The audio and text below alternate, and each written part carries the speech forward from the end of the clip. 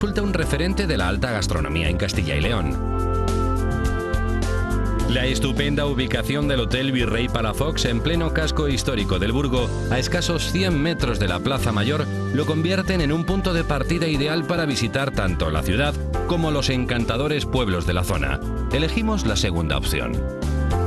Nos dirigimos al nordeste de la provincia de Soria y penetramos en el privilegiado entorno natural de los Picos de Urbión, donde se encuentra el municipio de Vinuesa. Un pueblo de aspecto señorial donde la sillería de piedra forra todos y cada uno de sus rincones, otorgándole un aire vetusto y grave.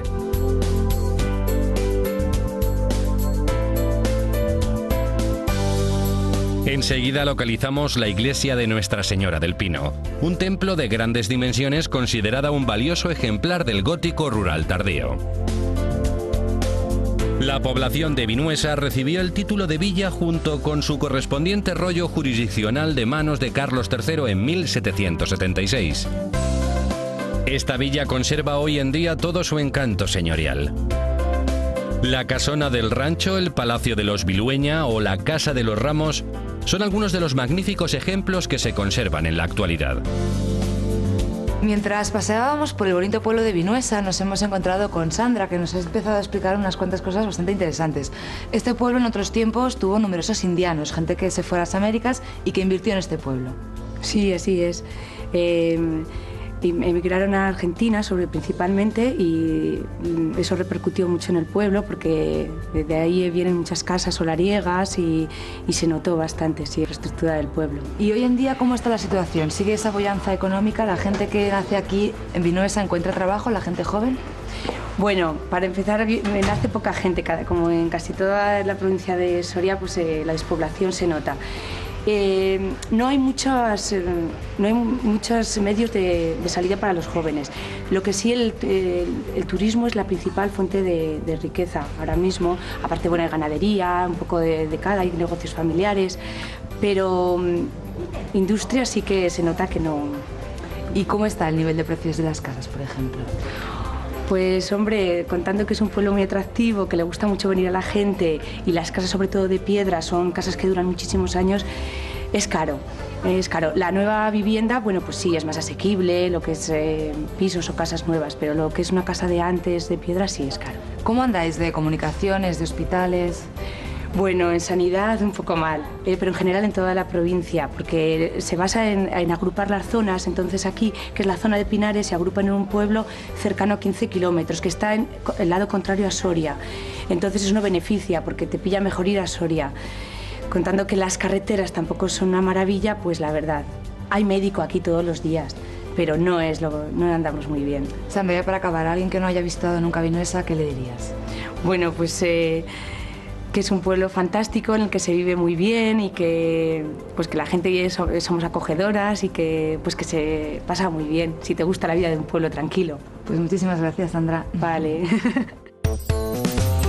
En Vinuesa, las calles del casco antiguo son un museo de arquitectura señorial al aire libre. La Casa de los Ramos, con un magnífico portón y una balconada de piedra y madera, es uno de los mejores exponentes de la arquitectura pinariega.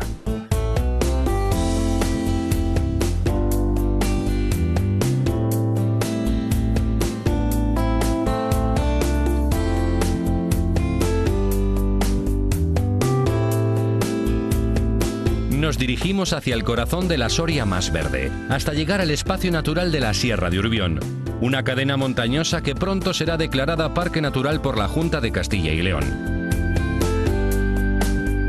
Este paisaje, caracterizado por los pinos albares, los acebales o los abedulares, así como por los picos nevados, cuenta en su interior con la joya conocida popularmente como la Laguna Negra.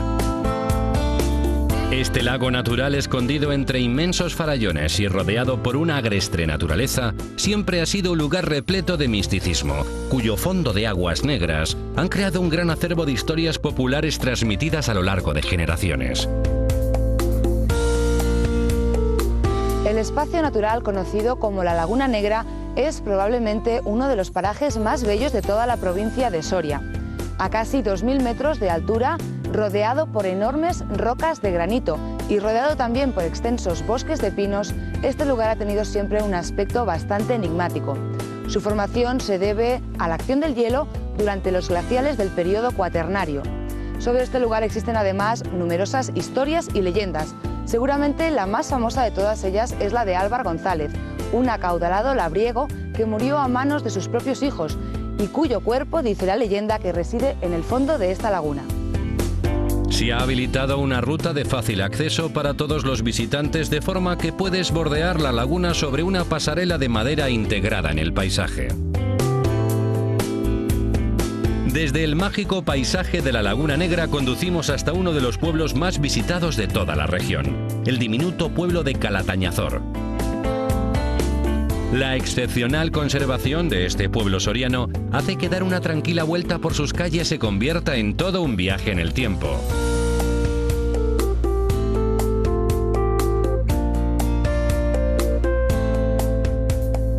Los voladizos de los tejados, las puertas o los cerrojos son algunos de los elementos de la arquitectura popular de este pequeño municipio que todavía conservan el sabor añejo de las cosas auténticas. Víctor es el alcalde de Calatañazor, un pueblo que tiene muchos siglos de historia, como demuestra el cercano asentamiento que encontramos aproximadamente a nuestra derecha. Sí, el asentamiento se retrotrae a la época prerromana. Se llama Boluce, es un poblado que duró unos cuantos centenios hasta las guerras numantinas y más tarde posiblemente una destrucción por fuego acabó con él.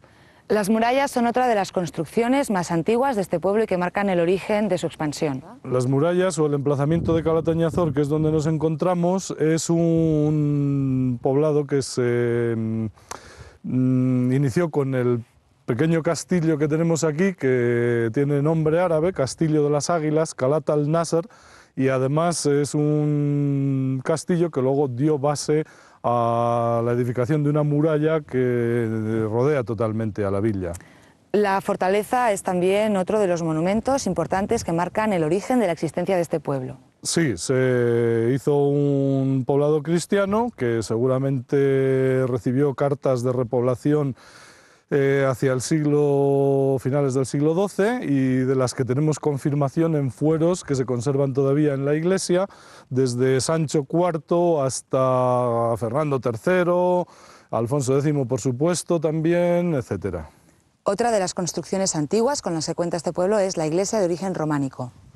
Sí, es una iglesia de esta época, de factura totalmente románica en el inicio y medieval, que más tarde pues, se fue amplificando en el Renacimiento con una hermosa bóveda e incluso después en el siglo XVII-XVIII con otras ampliaciones hacia un campanario mucho más grande, pero la portada románica es el testigo vivo de la época románica. Sí.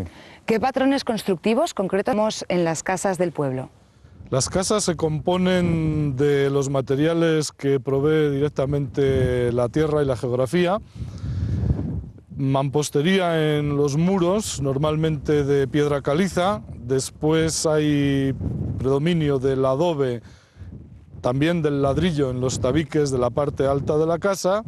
Y, por supuesto, todo cohesionado con madera o troncos de sabina, que es el árbol regional, enebro y a veces encestado o zarzo para conformar los tabiques, que también forma parte de la estructura de las chimeneas, que son las que rematan por encima en el tejado y que tienen un origen tan antiguo y medieval, las chimeneas cónicas. Finalmente, para acabar, Víctor, sí que me gustaría mencionar el hecho de que a pesar de la poca población, este pueblo es visitado por 40 o 50.000 turistas al año. Sí, sí, a lo largo del año van goteando los visitantes, vienen de todas las partes de España y ya también muchos europeos se aproximan. Desde que Calatañazor salen algunas guías importantes y deja estupefacto a propios y a extraños por sus contenidos como conjunto histórico y pintoresco, ¿no?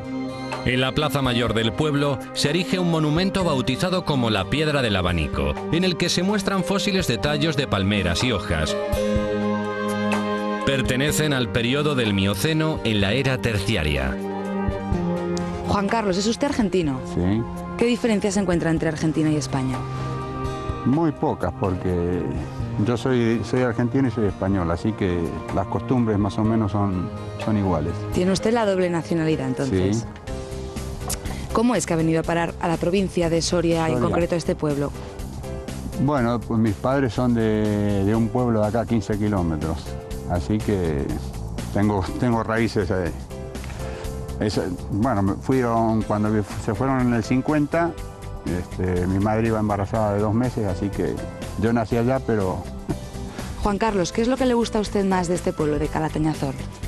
Bueno, cómo lo mantienen, que esto debe tener 400 o 500 años, está exactamente igual. ¿Suelen haber muchos turistas, por ejemplo, de Sudamérica, de su país, de Argentina? Yo la verdad que sé que vienen acá, porque acá abajo hay creo que por ahí hay una placa donde ha filmado una película, un director. Orson Welles, Orson Welles, sí. No sé en qué años, pero sí, generalmente vengo, cada vez que puedo vengo, sí. ¿Y usted recomendaría a gente de su país, de Argentina, que vinieran a visitar esta zona de España, de Soria? Yo creo que sí, porque esta es acá no es como el turismo de verano de la costa, el Mediterráneo que viene, así que yo creo que sí, que ya le digo, tiene muchas cosas buenas para ver esto. ¿Especialmente qué? La comida y la bebida. Pues muchas gracias, Juan Carlos. Bueno. Nos trasladamos hacia los llanos que rodean el municipio de Calatañazor, cercano a la Sierra de Cabrejas, para conocer el entorno natural del Sabinar. Se trata de un longevo bosque de masa arbórea único por la gran concentración que existe de sabinas albares de gran tamaño.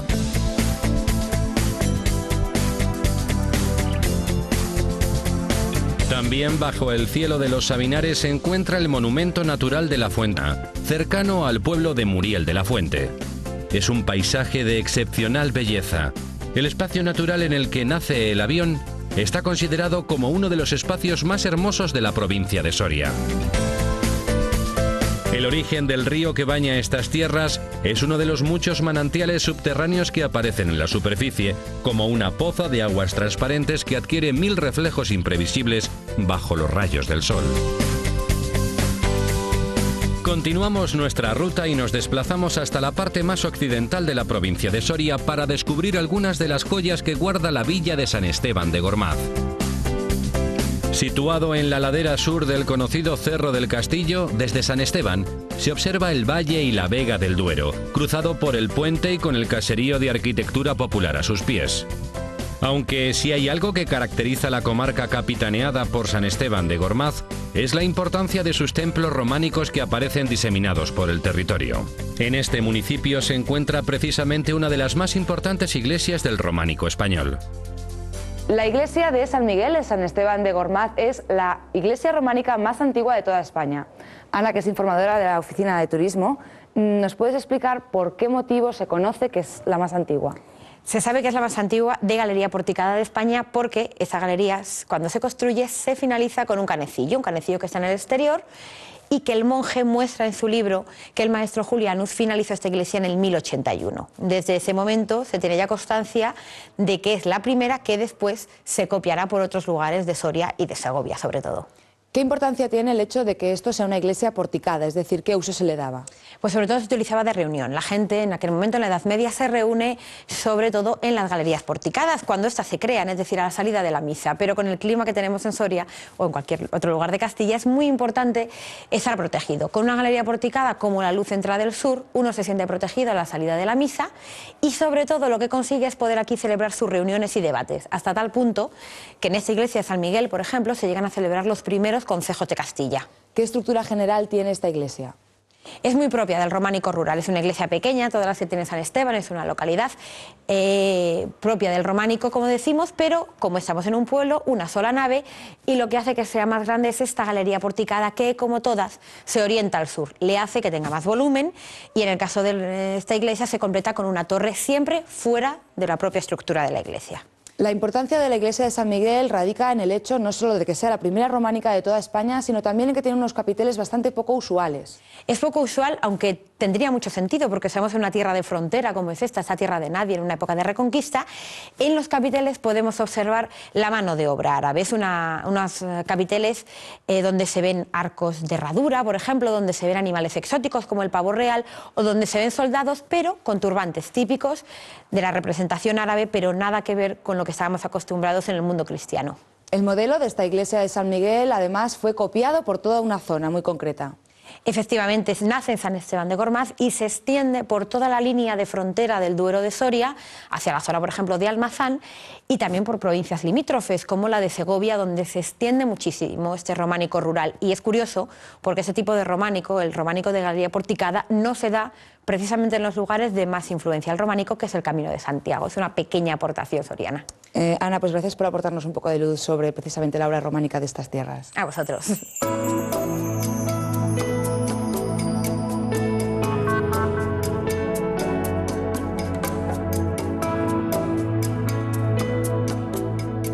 En el pueblo de San Esteban de Gormaz siempre ha habido una larga tradición de tener bodegas y aquí todos los habitantes, quien más que menos, tiene una.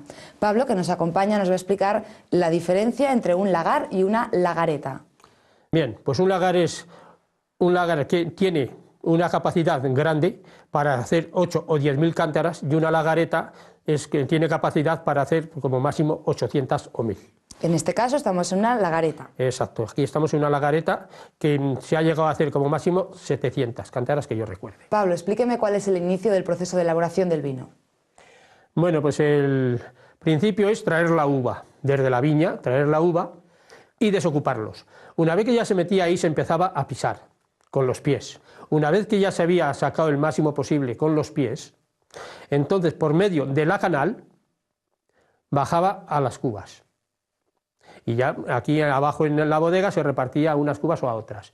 Una vez que se había sacado ya el máximo del vino posible, o prácticamente, o sea, todo lo que ya estaba hecho vino, se ponían los tablones encima de lo que quedaba, del orujo. Luego ya se empezaban a poner las maderas, que es el que se llama castillo, hasta llegar a la viga. Entonces arriba se ponía ya la pulpeja, que era ya solamente una, que era la cruzada con la viga. Y esa empezaba ya a bajar la viga, y es con el husillo dándole vueltas el que hacía a fuerza de presión y presión salir todo el vino. Hemos hablado de lo que pasa en la primera sala, la bodega desciende y una vez el vino está listo baja a la siguiente cavidad. Sí, entonces aquí por medio de una canal antiguamente bajaba a las cubas. Ella el solito ya se distribuía a la cuba que se quería echar. Pablo, en estos momentos nos encontramos precisamente en ese lugar en el que se almacenaba el vino y aquí vemos diversas botas antiguas. Aquí es donde ya bajaba el vino, aquí hacía ya su proceso de cocción, pasaba ya del mosto a vino. ¿Cuántos años pueden tener estas cubas que vemos aquí? Pues igual 500, 1000. 500 años. Pueden tenerlas perfectamente, sí. Supongo que ya no las utilizan. No, estas ya están para museo, para gente como vosotros y turistas que vienen, pues que lo puedan ver. Después de nuestra visita a una lagareta tradicional, nos retiramos hasta el día siguiente.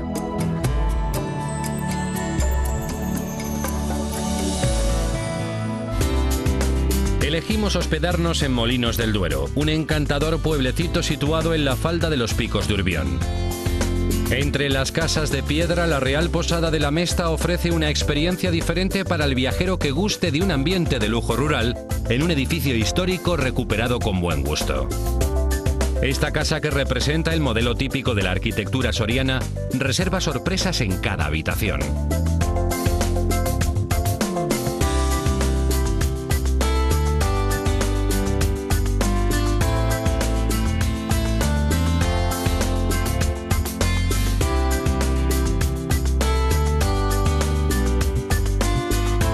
Los espacios comunes como el salón o el hall invitan a largas tardes de paseos y lecturas. Un ambiente que fascina tanto a los turistas como a las diversas publicaciones de viajes que han recomendado este singular establecimiento. Como curiosidad, solo añadir que el edificio que ocupa la Real Posada de la Mesta ha sido reproducido en miniatura en el pueblo español de Barcelona como paradigma de la arquitectura soriana. En la actualidad, el hotel es regentado por un matrimonio francés. A primera hora de la mañana nos disponemos a explorar el pueblo en el que nos hemos alojado, Molinos de Duero. Curiosamente, este municipio contó con la mejor carretería del país, superando las 800 unidades en el siglo XVIII. En pleno centro del pueblo se encuentra la iglesia de San Martín de Tours, un templo gótico con planta de cruz latina que fue edificado en el siglo XVI. Adosada a la iglesia se encuentra la torre de 3 cuerpos diferenciados que se rematan con campanario.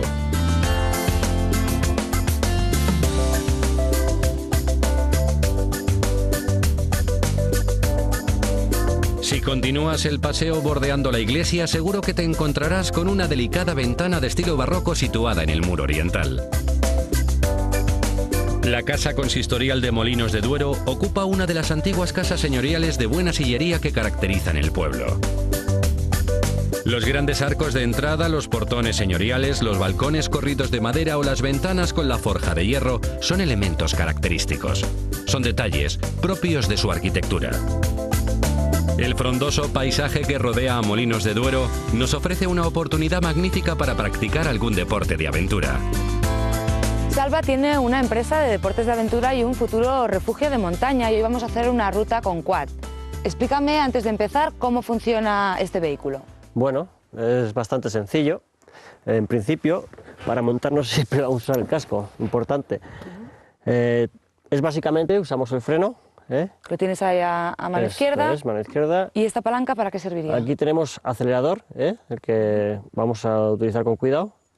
Luego tenemos esta palanca, la que utilizaremos para cambiar, para ir hacia adelante o ir hacia atrás. Esto sería casi como un cambio de marchas automático, parecido. Sí, es igual que el coche automático, básicamente es lo mismo. Y luego para manejarlo lo más importante es utilizar mucho el manillar. En un quad lo que no tenemos que hacer es inclinarnos como una moto de 2 ruedas, porque el quad sigue avanzando derecho, no gira. Hay que manejar mucho el manillar, aunque son motos que pesan mucho, pero siempre hay que hacer fuerza. Salva, ¿qué cubicaje puede tener un vehículo de este tipo? Bueno, en este caso son de 400 centímetros cúbicos, pero para disfrutar de una mañana de quad cualquiera es bueno. Muy bien, además vemos que tiene 2 plazas. Estos son quad de 2 plazas homologados con los que podemos disfrutar 2 personas a la vez y poder compartir la experiencia. Muy bien, pues ¿qué te parece si empezamos la ruta? Yo voy a coger mi quad. Venga. Móntate.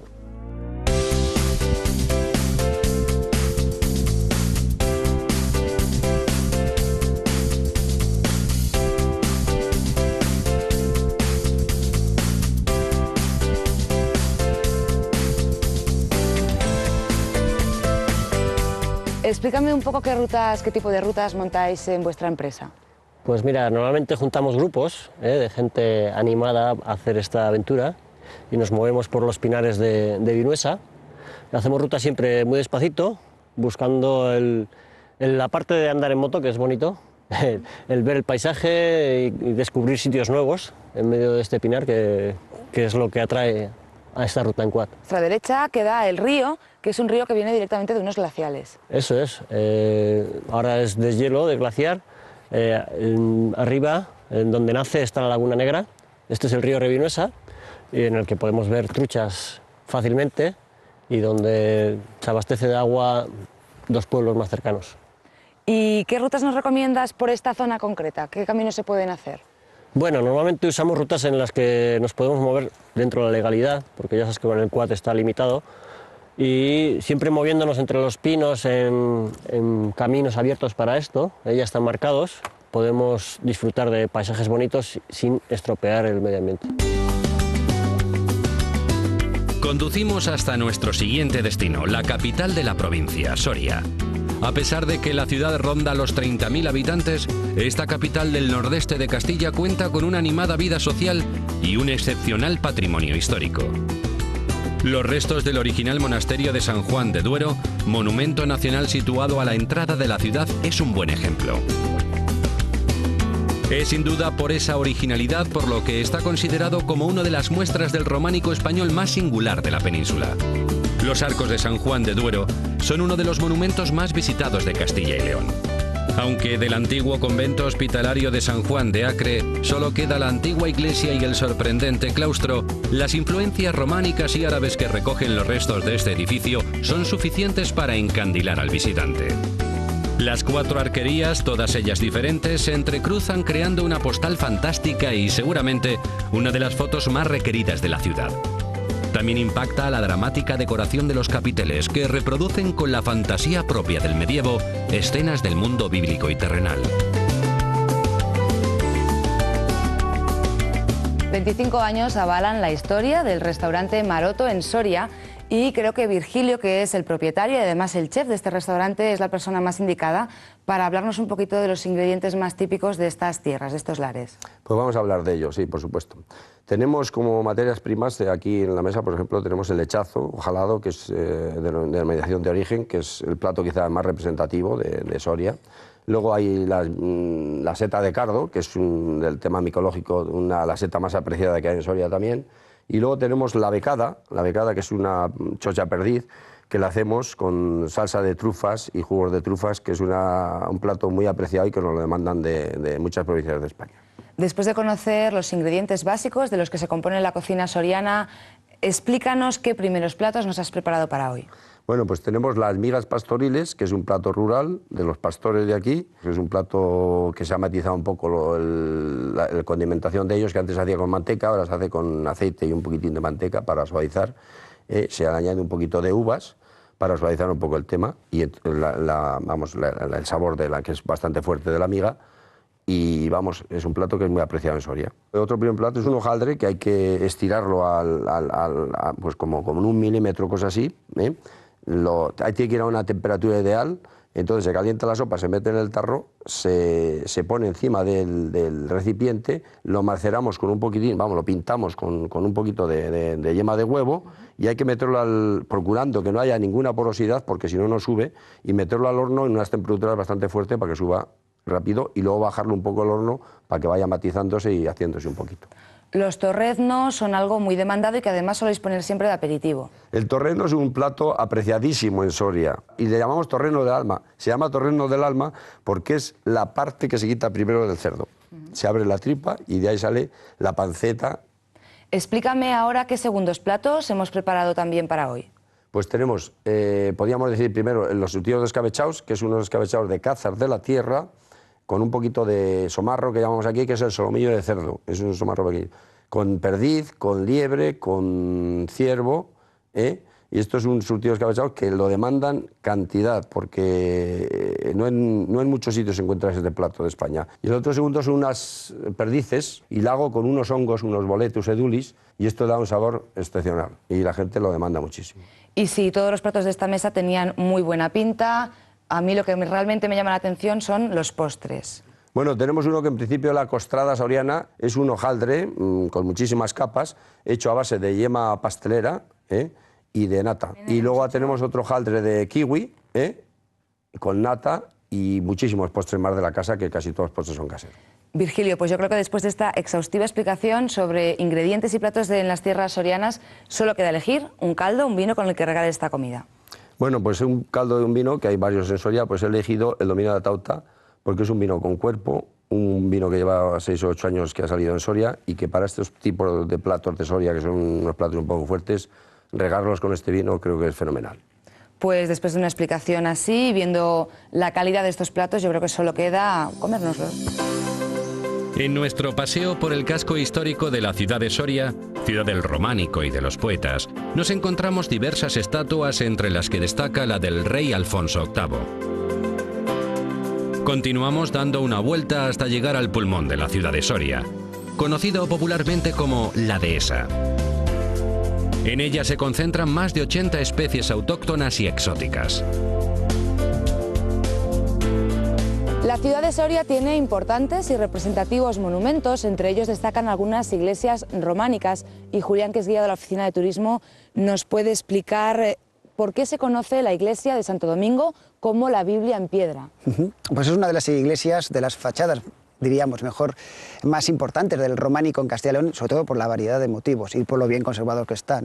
La portada, las 4 arquivoltas de esa puerta, representan escenas del Antiguo Testamento y del Nuevo Testamento, la matanza de los inocentes, los 24 ancianos músicos del Apocalipsis, escenas de la vida de Jesús y de la pasión y muerte también de este personaje, y de luego es una de portadas más ricas. Además, hay que decir que tiene una influencia importante del románico francés, concretamente de la zona de Poitiers. La iglesia de Santo Domingo de la que hablamos dataría de finales del siglo XII y sería un románico ya de transición. Sí, efectivamente, es una iglesia, el arte siempre ha unido a la historia y cuando Soria se reconquistó, allá por el siglo XI, pues realmente aquí llegó tarde el románico y cuando llegó ya llegó con muchas influencias, ¿no? En Soria se ve claramente en los edificios que tenemos que es un románico casi ya rozando con el gótico, ¿no? Por supuesto que el románico, pues un románico tardío, un románico ya de transición. El rosetón que hay en la fachada de Santo Domingo es el mejor ejemplo, es muy alejado de esas iglesias oscuras tan típicas en el románico. Otra iglesia que también pertenecería al periodo románico, también de transición, sería la de San Juan, que además es particularmente bella por su ábside. San Juan de Rabanera. Y como has comentado, sí, es una iglesia de transición, se ve en la altura del edificio y en ese ábside muy esbelto, mucho más alto y más dinámico, ¿no? En su construcción que otros ábsides y que solo tiene 2 ventanas, que quizás es la peculiaridad de esa iglesia, ¿no? Es el elemento más representativo. Bastantes siglos después se construye el Palacio de los Gómara o el Palacio de los Ríos, que se levanta gracias al dinero de la lana. Sí, la lana era el principal negocio, el principal motor de la economía soriana durante muchos siglos. Realmente entre el XII y el XVII fueron los siglos de esplendor. Europa se vestía con la lana de Castilla y este Francisco López del Río, un hombre poderoso, que había conseguido el dinero gracias a la lana, decidió construir un palacio mucho más grande que el que tenía y construyó este Palacio de los Ríos. Muchos siglos después, concretamente en el 1907, llega a la ciudad un poeta, un escritor, que estaría íntimamente ligado con la historia de esta ciudad. Es Antonio Machado. Antonio Machado no era soriano, por supuesto era sevillano, pero vino aquí en 1907 y estuvo 5 años, 5 fructíferos años realmente como profesor. Y aquí, además de dar clase de francés, encontró al que era el gran amor y musa, como suelen decir, ¿no? de su vida, que fue Leonor Izquierdo, la que realmente marcó un antes y un después en su vida y por supuesto en su obra, ¿no? Desgraciadamente la mujer de Machado, Leonor, murió muy joven y precisamente nos encontramos en el Paseo de los Enamorados, que es seguramente donde Machado conquistó a su mujer. Sí, es sabido que pasaban mucho por aquí, cuando estaban casados y antes de estar casados. Seguramente el Machado enamoró a Leonor con estos largos paseos que daba por la orilla del río. Como se puede ver que es un paseo romántico, ¿no? Sobre todo ahora en otoño, y aquí escribió algunos de sus poemas más hermosos sobre Soria en este paseo, en la orilla del río Duero. Pues Julián, gracias por tus explicaciones y por darnos a conocer este paseo, que realmente es un sitio donde poder enamorarse. Nada, gracias a vosotros por venir. Al fondo del río se entrevé la silueta de la ermita de San Saturio, el patrón de la ciudad.